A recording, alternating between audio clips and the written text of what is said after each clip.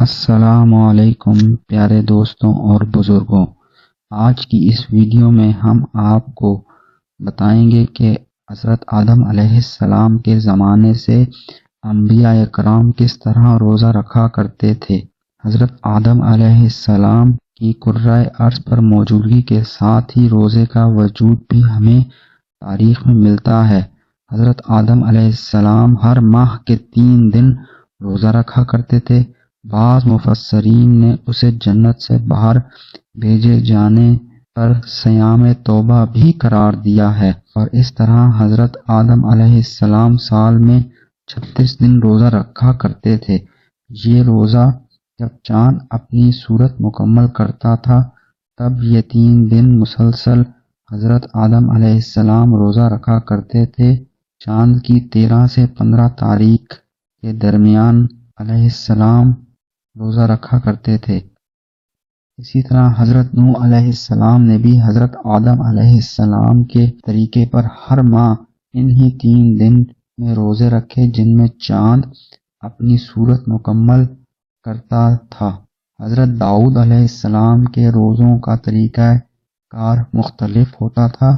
رسول اللہ صلی اللہ علیہ وآلہ وسلم کے فرمان کے مطابق وہ ایک دن روزہ رکھتے اور ایک دن افطار کیا کرتے، گویا وہ سال میں 182 دن روزہ رکھا کرتے تھے۔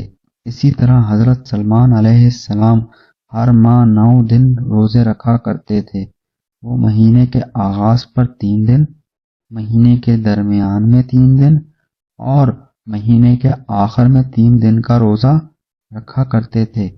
حضرت ابراہیم علیہ السلام بھی ہمارے بابا آدم کے طریقے پر ہر ماہ 3 دن کا روزہ رکھتے تھے، اور بعض روایات میں یہ بھی ہمیں ملتا ہے کہ ابراہیم علیہ السلام پورے مہینے کے روزے رکھتے تھے، تاہم بعض مفسرین نے ان کو 3 دن کے روزے ہی کا بیان کیا ہے، اور حضرت موسیٰ علیہ السلام کے روزوں کا طریقہ کار ذرا مختلف تھا۔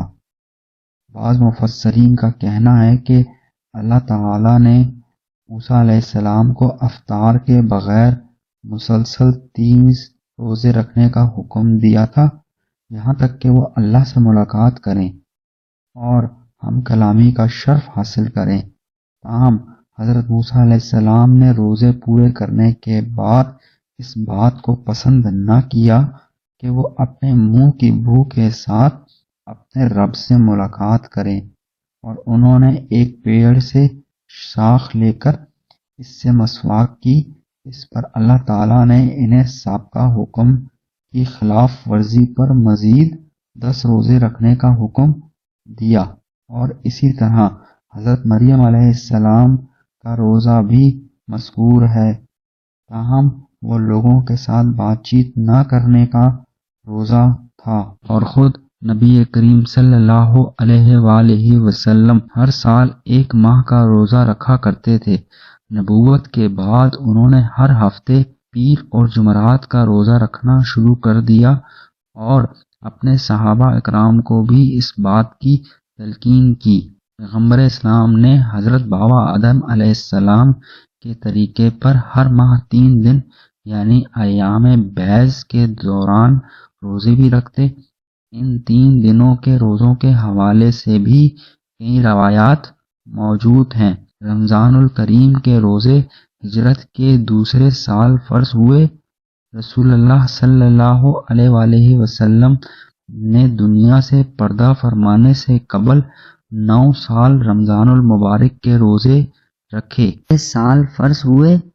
رسول اللہ صلی اللہ علیہ وآلہ وسلم نے دنیا سے پردہ فرمانے سے قبل 9 سال رمضان المبارک کے روزے رکھے۔